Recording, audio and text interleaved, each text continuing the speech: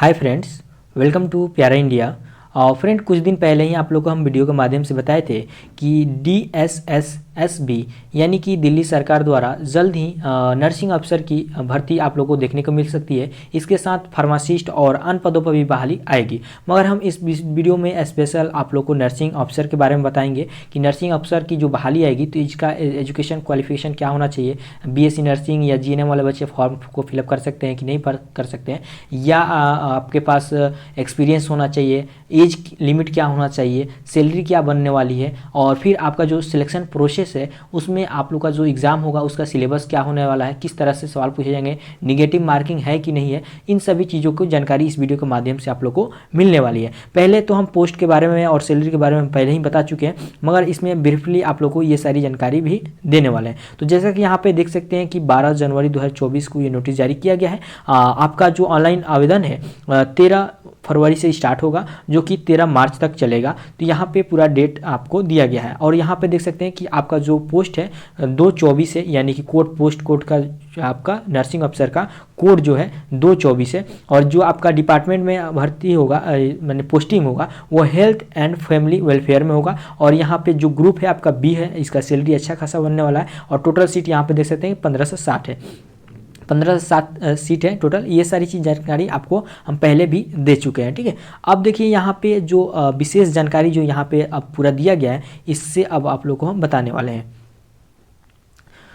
तो यहाँ देखिए आपका पोस्ट कोड 224, ठीक है, नर्सिंग अफसर। अब डिपार्टमेंट जो आपका दे दिया गया है। अब यहाँ पे कैटेगरी बाई सीटों को बंटवारा किया गया है। तो यहाँ पे एक बात आप लोग को ध्यान रखिएगा, जो भी बच्चे अदर स्टेट से हैं वो भी एलिजिबल है इस फॉर्म को फिलअप करने के लिए। मान लीजिए कि अगर आप बिहार से हैं, यूपी से हैं, या इंडिया के किसी भी कोने से हैं, तो इस फॉर्म को फिलअप कर सकते हैं, इस बहाली में शामिल हो सकते हैं, ठीक है। मगर यहाँ पे क्या होगा कि अदर स्टेट्स के आप बच्चे हैं तो आपको जनरल में फॉर्म फिलअप करना पड़ेगा, ये बात ध्यान में रखना है। और OBC के जो बच्चे हैं, OBC यहाँ सिर्फ दिल्ली के बच्चों को ये लाभ मिलेगा, OBC कैटेगरी का, ठीक है। और SC ST जो है इंडिया के किसी भी कोने से अगर आप SC ST से आते हैं तो आप इसमें आपको SC ST का लाभ मिल जाएगा, ठीक है। मगर सिर्फ OBC और EWS बच्चों को जनरल में जाना होगा, अदर स्टेट के जो बच्चे होंगे तो, ठीक है। सिर्फ दिल्ली वाले बच्चों को ही इस कोटा का लाभ मिलेगा, ये बात आप लोगों को ध्यान में रखना है। अब देखिए यहाँ पे एजुकेशन क्वालिफिकेशन क्या होना चाहिए, तो दो चीज़ें, एक तो BSc नर्सिंग, एक तो GNM। तो सबसे पहले यहाँ पे देखिए ये जो ग्रुप है इसमें कहा गया है कि आपके पास BSc नर्सिंग का डिग्री है तो आप फॉर्म को फिलअप कर सकते हैं, या पोस्ट बेसिक नर्सिंग का डिग्री है तो फॉर्म को फिलअप कर सकते हैं। इसके साथ आपका कहाँ से रजिस्टर होना चाहिए, तो कहीं भी आप अदर किसी भी स्टेट से हैं वहाँ से आपका रजिस्टर है तो फॉर्म को फिलअप कर सकते हैं। मगर जब आपकी पोस्टिंग होगी, जब बहाली होगी, जब एग्जाम पास कर जाएंगे, जब आपकी बहाली होने लगेगी, उस समय आपका दिल्ली नर्सिंग काउंसिल से आपका रजिस्टर होना चाहिए। ये बात यहाँ पे कहा गया है BSc नर्सिंग वाले या और पोस्ट बेसिक नर्सिंग वाले बच्चों के लिए। एक्सपीरियंस इन लोग से नहीं मांगा, इस बात को ध्यान में रखना है। अगर आपके पास BSc नर्सिंग या पोस्ट बेसिक नर्सिंग का डिग्री है तो एक्सपीरियंस की जरूरत नहीं है, ठीक है, फॉर्म को फिलअप कर सकते हैं। अब देखिए GNM वाले बच्चे, तो GNM वाले बच्चे भी फॉर्म को फिलअप कर सकते हैं, इनके पास GNM का डिग्री होना चाहिए। उसके बाद आपके पास क्या होना चाहिए, किसी भी स्टेट से हैं, जिस भी स्टेट से हैं वहाँ से आपका काउंसिल रजिस्ट्रेशन होना चाहिए, नर्सिंग काउंसिल से रजिस्टर होना चाहिए। और उसके बाद थर्ड जो है ऑप्शन कि आपको जब ज्वाइनिंग होने लगेगी उस समय आप लोग को दिल्ली नर्सिंग काउंसिल से रजिस्टर हो जाना चाहिए, ठीक है, ये बात यहाँ भी बोला गया। मगर यहाँ पे GNM वाले बच्चों से एक्सपीरियंस मांगा गया, 1 साल का एक्सपीरियंस मांगा गया। जो आपका डिग्री जब कंप्लीट हो गया है उसके बाद आपके पास 1 साल का क्या होना चाहिए, एक्सपीरियंस होना चाहिए, वो भी 50 बेडेड हॉस्पिटल में, ठीक है। तो ये बात आप लोग को ध्यान में रखना है।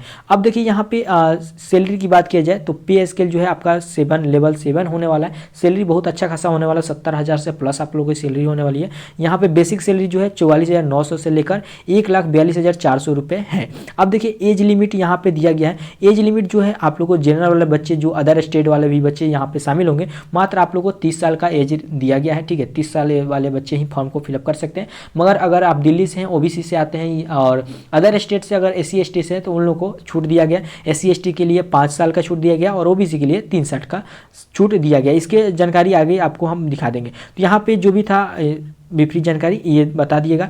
अब हम आपको यहाँ पे दिखा देते हैं कि एग्ज़ाम किस तरह से होगा और किस प्रकार से सवाल पूछे जाएंगे, ठीक है। तो नीचे आप स्क्रॉल करके आएंगे, इसका PDF हम आप लोग को टेलीग्राम पर शेयर कर देंगे। टेलीग्राम का लिंक आपको डिस्क्रिप्शन बॉक्स में मिल जाएगा, वहाँ से जाकर आप लोग फॉलो करके डाउनलोड कर ले सकते हैं। और एक बात यहाँ पे ध्यान में रखना है कि आपके पास क्या होना चाहिए, 13 मार्च 2024 तक आपका डिग्री होना जाना चाहिए। जैसे कि अगर आपने BSc नर्सिंग किए हैं तो 13 मार्च 2024 तक आपका डिग्री होना चाहिए। अगर इसके बाद आपके पास डिग्री है तो एलिजिबल नहीं होंगे, ठीक है, इस बात को ध्यान में रखना है। और GNM वाले बच्चों को तो 1 साल ऐसे ही एक्सपीरियंस मांगा गया है, तो उन लोगों को तो इसके पहले का आपके पास डिग्री होना चाहिए, ये बात ध्यान में रखना है। अगर आपका 13/3/2024 तक का ही डिग्री हो रहा है तो 1 साल का एक्सपीरियंस कहाँ से देंगे, तो इस बात को ध्यान में रखना है। GNM वाले बच्चे फॉर्म को फिलअप नहीं कर पाएंगे जो इस साल पास होंगे। अब यहाँ पे एप्लीकेशन फॉर्म को कैसे अप्लाई करना है उसके बारे में दिया गया है, मगर हमको देखना है कि एग्ज़ाम, ठीक है। तो यहाँ पे देखिए पोस्ट आपका जो था 2/24 था, ठीक है, आपको पहले ही हम कोड बता चुके हैं। यहाँ पे और भी जो पोस्ट थे उसका भी कोड दिया गया, मगर हमको 2/24 से मतलब रखना है। तो यहाँ पे देखिए आप लोग को सिर्फ एक एग्ज़ाम होने वाला है। जो भी नर्सिंग ऑफिसर के लिए फॉर्म फिलअप करेंगे बच्चे, उनका सिर्फ एक एग्ज़ाम होगा, और वो एग्ज़ाम में 2 सेक्शन में आपके सवाल पूछे जाएंगे। सेक्शन A भी 100 नंबर का होगा, सेक्शन B भी आपका 100 नंबर का होगा। इस प्रकार से टोटल 200 सवाल पूछे जाएंगे, 200 नंबर का रहेगा। और यहाँ पे निगेटिव मार्किंग भी होने वाली है, जो कि हम आगे प्रूफ में आपको दिखा देंगे।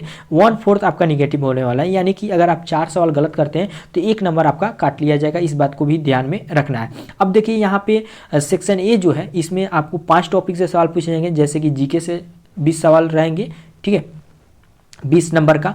फिर आपका मैथ से रहेगा, जनरल मैथ जो रहता है उससे 20 सवाल रहेगा 20 नंबर का। फिर आपका रीजनिंग से 20 सवाल रहेंगे 20 नंबर का। फिर आपका हिंदी से 20 सवाल रहेंगे, और आपका इंग्लिश से 20 सवाल रहेंगे। सब मिलाकर आपको 100 सवाल होते हैं, 100 क्वेश्चन 100 नंबर के, ठीक है। तो टोटल 100 मार्क्स हो गए। उसके बाद आपका सेक्शन B जो है, आपने जो नर्सिंग कोर्स किए हैं उससे रिलेटेड आपके सवाल पूछे जाएंगे, 100 क्वेश्चन रहेंगे 100 नंबर का, और निगेटिव मार्किंग दोनों में रहने वाला है। मगर एक बात और ध्यान में रखना है कि जो भी बच्चे यहाँ पे अपना जो आपका नर्सिंग से जो सवाल पूछे जाएंगे, इसमें यहाँ पे एक कैटेगरी रखा गया है कि जैसे जनरल वाले बच्चे हैं, जो भी जनरल में फॉर्म फिलअप करेंगे, उनको 40 नंबर मिनिमम लाना है। अगर 40 नंबर से आपका मार्क्स 1 नंबर भी कम हो जाता है तो आप लोग एलिजिबल नहीं है, आप लोग फेल हो जाएंगे। क्योंकि जैसे कि 200 नंबर का एग्जाम हो रहा है 2 सेक्शन में, तो सेक्शन A में मान लीजिए आपने 80 नंबर भी ला लिया, मगर सेक्शन B जो है आपका जो नर्सिंग है, इसमें 39 नंबर भी आ रहा है, तो आप लोग फेल हो जाएंगे। यानी कहने का मतलब ये है कि आपका 40 नंबर आना चाहिए सेक्शन B में, ठीक है। और सेक्शन B में जितना भी आप ला सकते हैं कोई बात नहीं है, ठीक है।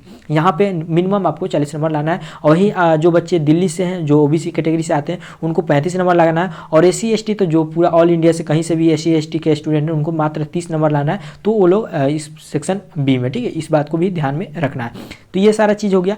अब देखिए यहाँ पे निगेटिव मार्किंग में आप लोगों को बताए थे कि निगेटिव मार्किंग होने वाला है, तो यहाँ पे पूरा यहाँ पे सही से बताया गया कि निगेटिव मार्किंग आपका होने वाला है 0.25। तो इसका मतलब यही हुआ कि 4 क्वेश्चन गलत पे 1 क्वेश्चन आप 1 नंबर काट लिया जाएगा, ठीक है। और यहाँ पे सिर्फ एक जो आप लोग को यहाँ पे बताए थे कि कितना मार्क्स लाना है, तो यहाँ पे पूरा क्लियर दिया गया 40%, 35% और 30% नंबर आपको लाने हैं। ये बात भी आप लोग को ध्यान में रखना है, ठीक है। तो यहाँ पे जो भी इंपॉर्टेंट चीज़ थे आप लोगों को हम बता चुके हैं। जैसे कि जो भी बच्चे OBC के लिए बोलेंगे कि हम OBC की दिल्ली से रहने वाले हैं, OBC कैटेगरी के अगर लाभ उठाना चाहते हैं, तो 8/9/1993 के बाद उनका कहाँ होना चाहिए, दिल्ली में रहते हैं, तब ही OBC का लाभ आपको मिल पाएगा। इस बात को भी ध्यान में रखना है। अब यहाँ पे एज रिलैक्सेशन के बारे में आप लोगों को पहले भी बताए थे कि जो SC ST से हैं उनको 5 साल का छूट दिया जाएगा, OBC वाले बच्चे को 3 साल का, और अदर यहाँ पे देख सकते हैं कैटेगरी वाइज जो भी आप पाते हैं उसको देख लीजिएगा कितना आप लोग को छूट मिलने वाला है। तो ये बात को भी देख लेना है, जाँच लेना है, ठीक है। और यहाँ पे जो भी इंपॉर्टेंट चीज़ें थे हम लगभग बता चुके हैं। और इससे रिलेटेड अगर किसी भी तरह के अगर आपको डाउट्स रहते हैं तो कमेंट करके हमसे पूछ सकते हैं। जहाँ तक मुझे जानकारी होगी रिप्लाई देने की कोशिश जरूर करेंगे। तो फ्रेंड वीडियो में इतना ही, थैंक यू।